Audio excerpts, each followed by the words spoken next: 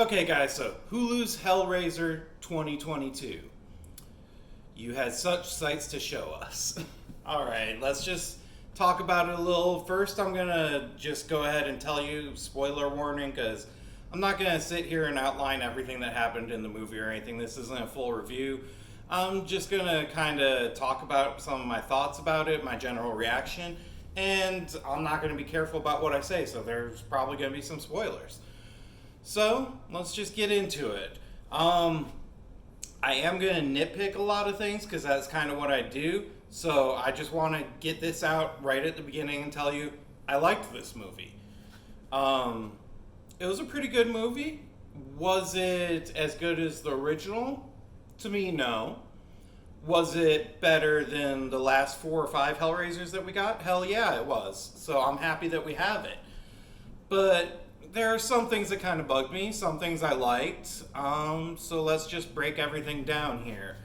First, I'm going to start with the lore. That's the part that really kind of got me here. I know it's a reboot. I know they can kind of do their own thing here.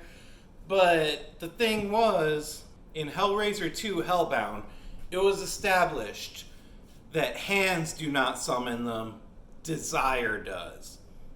So, you think, okay, cool, that's pretty simple, But then you're watching this movie, and it becomes a little game of anyone that gets stabbed with the box, that's who the Cenobites come for. Well, that doesn't really go with everything, because these people, they don't have desire, they just get stabbed, and boom, there's Cenobites. So, it kind of goes against that whole thing. Also, the box. I wasn't a huge fan of the redesign. It wasn't horrible, but the box spent most of the movie not even being a box. And the other movies, yeah, it does change shape a little bit, but in this it's kind of a set pattern. There's I forget, it was 5 or 6 different formations that it has. And it goes from one to the other, to the other, to the other in order every single time. So it's just not as interesting. It's not as iconic. It's just kind of there. So I don't know. It was okay. It just wasn't the same to me, though. It didn't have that same magic. Speaking of not having that same magic, Jamie Clayton as Pinhead. She did a good job. I will say that. It worked for what it was, but it was not the same presence as Doug Bradley. Not at all, not even close. That guy just commands attention on screen. Jamie Clayton here, she did a good job, but it was very cold and lifeless in a way. And I know that's kind of what the character is too, but I don't know, it just didn't connect the same way. Now, as far as the tone of this movie goes, it had some good stuff. It did feel like Hellraiser at times.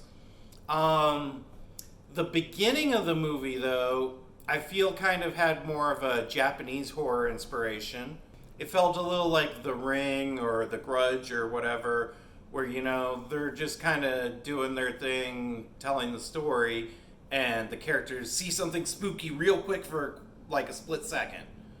And it's like, okay, sorry, that doesn't really interest me. It didn't do it. The second half of the movie, although they showed a lot more, they showed the Cenobites up close, it felt more tone-wise like 13 Ghosts. I like that movie, but it's not Hellraiser. So, I don't know. It was kind of hit and miss. There were good parts, there were bad parts. The acting overall was okay. None of the characters I really gave a damn about in any way. They did not do a good job of establishing characters that we actually wanted to see. So that was a bit of a problem. The main character, they established that she's like a recovering drug addict that has some issues. She lives with her brother. Her brother's kind of controlling. I don't know. There's just not much there.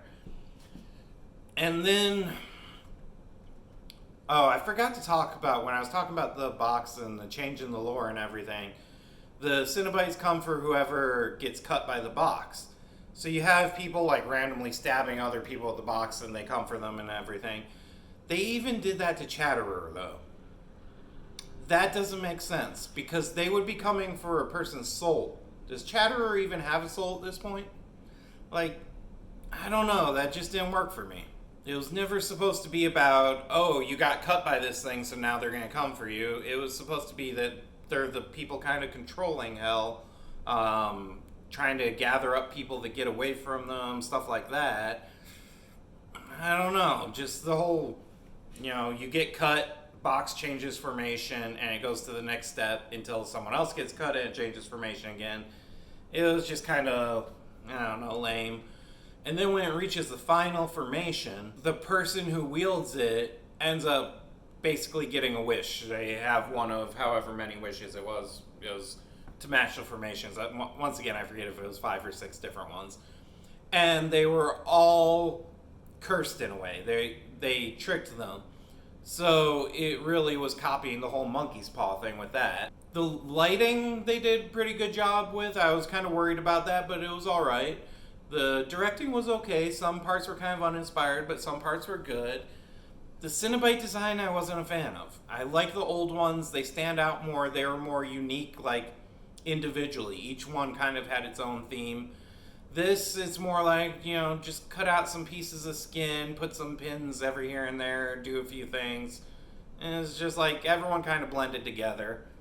So it wasn't as good, and some of the Cenobites you didn't even see all that much. They were just kind of in the background for a couple seconds. But I will say, like I said, this movie's definitely better than the last 4 Hellraisers, for sure. Maybe 5. Inferno, most people don't like, but I actually kind of like it. It's not the best Hellraiser movie, but it's a decent movie overall. And the same can really be said about this one, because it's not the best Hellraiser movie, but a decent movie overall. The whole thing at the end where the house had the cages set up with designs on them to hold the Cenobites, it was like, that's where I'm saying the 13 Ghosts feelings come in. I wasn't a fan of that, I don't know. It just didn't feel right to me. It didn't feel like it fit in the proper universe. Pinhead's use of chains, that was in there. It happened. Still not as good as the original. You didn't get the scenes with like the victim's skin stretching and just looking visceral and gross. You just, the hooks went in them. They held them there, they moved them. Oh, another thing that bugged me at the end was that main guy, Void or whatever his name was, he got his wish at the end, and he ended up turning into a Cenobite because he wanted power in exchange for his sensation that he wanted to get rid of. But then Riley ends up grabbing the box or the formation or whatever you want to call it, because it's not a box at that point, and they ask what she wants, and she turns everything down. But that means they were granting 2 wishes, which doesn't really make sense, because it was supposed to be you go through every formation and then the person that holds it ends up getting their 1 wish. And then it resets and you have to go through all the formations again. But they did it to where they did 2 in a row, and that didn't make sense, but she denied it anyways, and they're like, alright, whatever.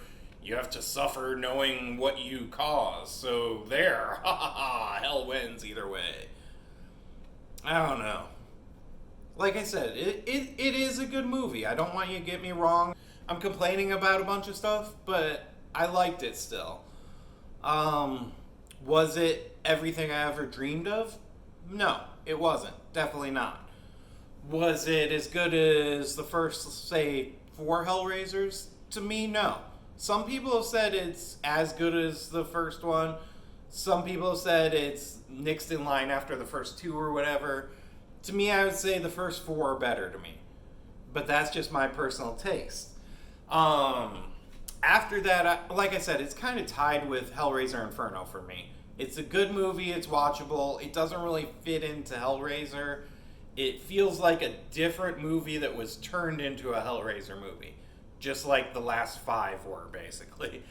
So, I mean, they did a better job with it than most of them.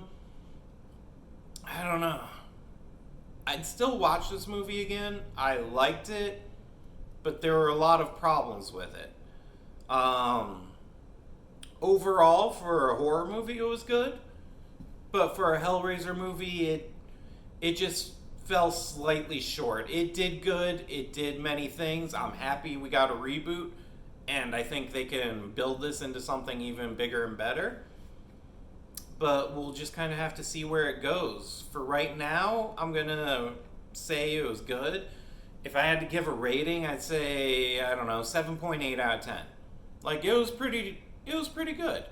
But like I said, there are flaws. I don't know. I'm very conflicted with this because I love Hellraiser and I like the movie, but something just didn't feel right with it still. So I don't know. Maybe I'll watch it again. I'll give a better review, more in-depth review. I would say watch this, okay? I'm just going to tell you guys. If you want to see a good horror movie, watch it. You'll see a horror movie that's entertaining. You'll see something that's kind of bloody and gross. It's not super scary, but it does have a few jumps and stuff. I don't know. Give it a shot. Let me know in the comments what you think. Maybe it was better for you than it was for me. I feel like I'm making this sound much more negative than it is. Because like I said, I did like the movie.